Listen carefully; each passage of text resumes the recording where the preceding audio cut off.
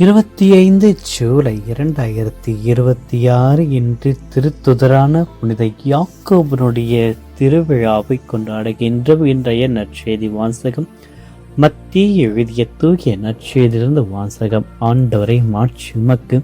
அதிகாரம் 20, இறை வசனங்கள் 20-28 முடிய. அக்காலத்தில் செவிதையின் மனைவி தன் மக்களோடு ஒரு வேண்டுகோள் விடுக்குமாறு இயேசுவிடம் வந்து பணிந்து நின்றார். உமக்கு என்ன வேண்டும் என்று இயேசு அவரிடம் கேட்டார். அவர், நீர் ஆட்சி புரியும் பொழுது என் மக்களாகிய இவர்கள் இருவருள் ஒருவன் உமது அரியணையின் வலப்புறமும் இன்னொருவன் இடப்புறமும் அமர செய்யும் என்று வேண்டினார். அதற்கு இயேசு, நீங்கள் என்ன கேட்கிறீர்கள் என உங்களுக்கு தெரியவில்லை.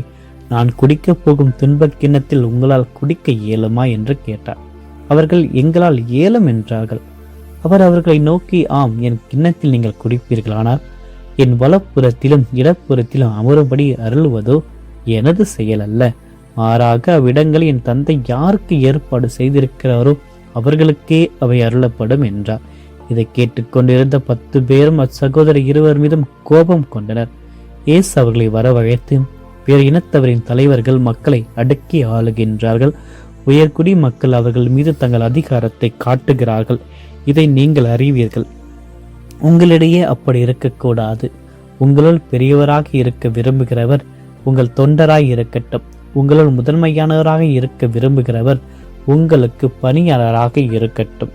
இவ்வாறே மானிட மகனும் தொண்டு ஏற்பதற்கல்ல, தொண்டு ஆற்றுவதற்கும் பலருடைய மீட்புக்கு ஈடாக தம் உயிரை கொடுப்பதற்கும் வந்தார் என்று கூறினார். ஆண்டவரின் அருள்வாக்கு. கிறிஸ்துவே உமக்கு புகழ். இயேசுவில் பிரியமான அன்பு சகோதர சகோதரிகளை, தாயாம் திரு அவை இன்றைய நாளில் தூய யாக்கோபனுடைய திருவிழாவை கொண்டாடுகிறது. இவர் கலிலேயாவில் பிறந்தவர். செபதேயு மற்றும் சலோமி ஆகியோரின் மகனான இவர் திருத்துதர் யோவானின் சகோதரரும் இயேசுவின் உறவினரும் ஆவார். மீன்பிடி தொழிலில் இருந்தபொழுது இயேசுடைய அழைப்பை கேட்டு அனைத்தையும் விட்டுவிட்டு அவரை பின்பற்றினார். இயேசு நெருங்கிய 3 சிறு ஒருவராக இருந்த யாக்கோபு யாயிரின் மகன் உயிர்ப்பிக்கப்பட்ட நிகழ்வு, இயேசுடைய உருமாற்றம், கெத்செமனி தோட்ட ஜெபத்தில் போன்ற முக்கிய தருணங்களில் உடனிருந்தார். ஆரம்பத்தில் சினகுணமும் உயர்ந்த இடத்திற்கான விருப்பமும் இருந்தாலும் இயேசுடைய போதனையால் மாற்றப்பட்டு பணிவும் அர்ப்பணிப்பும் கொண்ட திருத்துதராக வளர்ந்தார். இயேசுடைய உயிர்த்தெழுக்கு பிறகு ஸ்பெயினில் நற்செய்தியை அறிவித்தார். பின்னர் யூதேயாவிற்கு திரும்பிய பொழுது ஏரோது அக்ரிப்பால் கைது செய்யப்பட்டு அந்த ஆண்டு மறைசாட்சியாக கொல்லப்பட்டார். அவர் உயிர் நீத்த முதல் திருத்துதர் ஆவார். பின்னர் அவருடைய திருப்பண்டங்கள் ஸ்பெயினில் கம்போஸ்டேலாவில் வைக்கப்பட்டு அங்கு உலக புகழ்பெற்ற திருத்தலம் உருவானது. இவர் மூலமாக சவால்களை துணியுடன் எதிர்கொள்ளவும் இயேசுவுக்காக துன்பங்களை ஏற்கவும் நாம் தயாராக இருக்க வேண்டும். தூய யாக்கோபுடைய வாழ்க்கை நமக்கு விசுவாசமும் தைரியமும் பணிவு மற்றும் முழு அர்ப்பணிப்பு ஆகியவற்றின் சிறந்த முன் மாதிரியாக உள்ளது. அவரை போன்று வாழ முயற்சித்தால் இறைவனுடைய அருளையும் ஆசிர்வாதங்களையும் நாம் நிறைவாக பெற்றுக்கொள்ளலாம். இன்றைய நாளில் இவருடைய திருவிழாவை கொண்டாடும் பொழுது இது நற்செய்தி யாக்கோபு மற்றும் யோவானுடைய தாயான சலோமி தன்னுடைய மகனுடன் இயேசுவிடம் வந்து ஒரு பெரிய விண்ணப்பத்தை வைப்பதை நாம் வாசிக்க கேட்டோம். உமது ஆட்சியில் என்னும் மகன் இருவரும் ஒரு வலப்புறமும் மற்றும் இடப்புறம் அமர கட்டளையிடும் என்று. இந்த தாயினுடைய கோரிக்கை உலகியல் ரீதியான அதிகார ஆசையையும் சுயநலத்தையும் பிரதிபலிக்கிறது.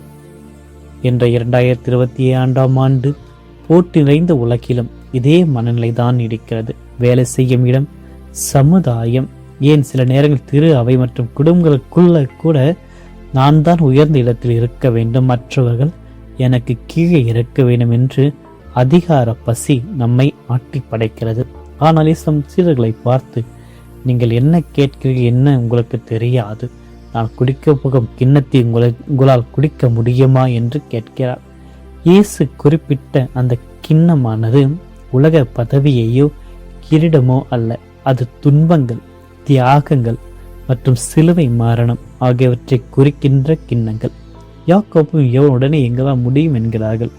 அவர்கள் அறியாமல் சொன்னாலும் பிற்காலத்தில் தங்களுடைய உயிரையே தியாகம் செய்து அந்த சாட்சிய வாழ்வை வாழ்ந்தார்கள். அப்போஸ்தலர்களையே முதலாவது மறைசாட்சியாக கொலை செய்யப்பட்டதும் இந்த யாக்கோபு தான். இயேசு உலக நாடுகளுடைய தலைவர்களைப் போல அதிகாரத்தை செலுத்தாமல் பின்னரசு அரசியனுடைய இலக்கணத்தை மாற்றி அழைக்கிறார். உங்களுள் பெரியராக இருக்க விரும்புகிறவர் உங்களுக்கு தொண்டராக இருக்க வேண்டும், முதன்மையானோர் உங்களுக்கு அடிமையாக இருக்க வேண்டும். இதற்கு ஒரு மிக சிறந்த உதாரணம் நம்ம அன்னை மரியாள். தன்னை எப்பொழுதும் ஆண்டுடைய அடிமை என்று தாழ்த்தியதால் தான் இறைவன் அவரை விண்ணகத்திற்கும் மன்னகத்திற்கும் அரசியாக உயர்த்தினார். அதே போல புனித யாக்கோபும் ஆரம்பத்தில் பதவி ஆசை கொண்டவராக இருந்தாலும் தூய ஆவின் வருகைக்கு பின் அன்னை மரியாளின் தாட்சியையும் இயேசுவின் சிலுவை தியாகத்தையும் தன்னுடைய வாழ்வில் உள்வாங்கிக் கொண்டார். ஸ்பெயின் நாட்டு மக்களுக்கு நற்செய்தி அறிவிக்க சென்ற பொழுது சோதனைகள் அவர் சோர்ந்திருந்த வேளையில் கூட அன்னை மரியாள் இவருக்கு தோன்றி தைரியத்தை ஊற்றினார் என்பது வரலாற்று பாரம்பரியமாக இருக்கிறது. ஆகவே இவருடைய இந்த திருநாளில் நாம் நம்மையே கேட்டு சிந்தித்து பார்ப்போம். நாம் தேடுவது இன்று உலக பதவிகளையா அல்லது பிறருக்கு செய்கிற தொண்டுகளையா? நம்முடைய வாழ்வில் வருகின்ற துன்பங்களான சிலுவை கிண்ணத்தை ஏற்க நாம் தயாராக இருக்கின்றோமா? தூய யாக்கோபு தன்னுடைய வாழ்வில் அதிகாரத்தினால் பிறரை ஒடுக்காமல் தாட்சியோடு பிறருக்கு தொண்டு செய்தார். நாம் இயேசுடைய சாட்சிகளாக வாழ்வதற்காக சாட்சியை கொண்டு தியாக அன்பினால் சிலுவை ஏற்றுக்கொண்டு இறைவனுக்கு உகந்த பணியை செய்ய திருத்துதர்களாக மாறிட ஆண்டவர் இயேசுடைய அன்பின் சாட்சிகளாக இன்று பிரதிபலித்திட நம்முடைய சொல்லாலும் செயல்களாலும் எண்ணங்களினாலும் இறை ஆசிரை பெறுவோம். ஆமீன்.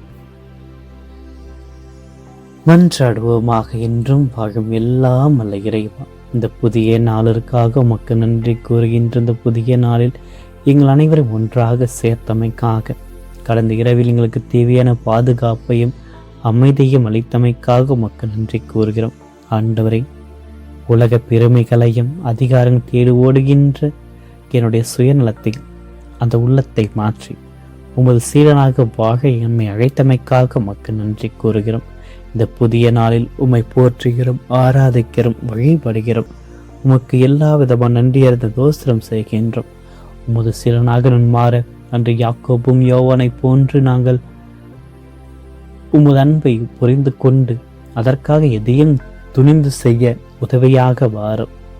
யாக்கோபும் யோவானும் அறியாமையினால் பதவி கேட்டதைப் போல நானும் பல நேரங்களில் மனிதர்களுடைய பாராட்டுகளையும் முதன்மையான இடங்களையும் தேடி அலைந்திருக்கின்றேன். ஆண்டவரே, உமது உண்மையான வாழ்க்கையை ஏற்றுக்கொள்ளாமல் பெருமை என்பது பிறரை ஆள்வதில் உண்டு என்று நம்பியிருந்தேன். அது அவ்வாறு இல்லாமல் உண்மையான பெருமை என்பது பிறரை ஆள்வதில் இல்லை, பிறருக்கு செய்கின்ற தொண்டின் மூலமாக உமக்காக சிலுவையை சுமப்பதில் தான் இருக்கிறது என்பதை இன்று நான் உணர்கின்றேன். உமது சிலுவையுடைய கிண்ணத்தில் பங்கு பெற எனக்கு துணிவை தாரும். யாக்கோபு அப்போஸ்தலரை போல் என்னுடைய சுய விருப்பங்களை விடுத்து உம்முடைய கட்டளைகளுக்கு கீழ்ப்படிந்து வாழுகின்ற ஒரு நல்ல வரத்தை எனக்கு தாரும். அன்னை மரியாளுடைய தாட்சியில் வாழ்ந்திட எமது வாழ்க்கையை உமக்கு உகந்த பலியாக ஒப்படைக்க எனக்கு தேவையான அருளை தாரும்.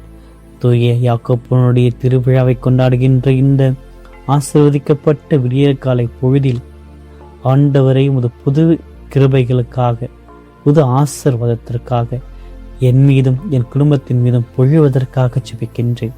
மனுமகன் தொண்டு செய்யப்படுவதல்ல, தொண்டு ஆற்றுவதற்கே வந்தார் என்ற வார்த்தையின்படி இந்த நாள் முழுவதும் நான் சந்திக்கின்ற அனைத்து நபர்களிடத்திலும் அன்போடும் பணிவோடும் பழக எனக்கு அருளை தாரும். விண்ணகத்தாகையே அமல அன்னை மரியாவை அன்பு கரங்களால் இந்த புதிய நாளை ஆசீர்வதித்து அன்று சோர்ந்து போயிருந்த யாக்கோபு அப்போஸ்தலருக்கு காட்சியளித்து விசுவாசத்தை ஏற்படுத்தியதைப் போல என்று என்னுடைய வாழ்வில் வருகின்ற சவால்களையும் உலக கவலைகளையும் வெல்வதற்கான உமது வல்லமையான பரிந்துரையை நாடி செபிக்கின்றேன். எனக்கு தைரியத்தை ஊட்டியறலும். ஆண்டவரே, என்று நான் செய்கின்ற தொழில்கள், வேலைகள் மற்றும் பயணங்கள் அனைத்தையும் தூய யாக்கோப்பினுடைய பரிந்துரையினால் ஆசீர்வதித்தரலும். தீமைகள், விபத்துக்கள் மற்றும் பாவ சோதனை அனைத்திலிருந்து எங்களை பாதுகாத்து முதாவி நற்கனினால் எங்களை நிரப்பியறலும். இந்த அனைத்து மன்றாட்டுகளையும் இதோ இந்த காணொலி மூலமாக ஜெபிக்க வருகின்ற அனைத்து பிள்ளைகளையும் அவர்களுடைய மன்றாட்டுகளையும் இறைவாக ஏற்று நல்ல வரத்தினால் நிரப்பியறலும். இந்த மன்றாட்டுக்களை எல்லாமே எங்கள் ஆண்டவர் ஆக்கி கிறிஸ்து வழியாகவே மன்றாடுகின்றோம். ஆமீன்.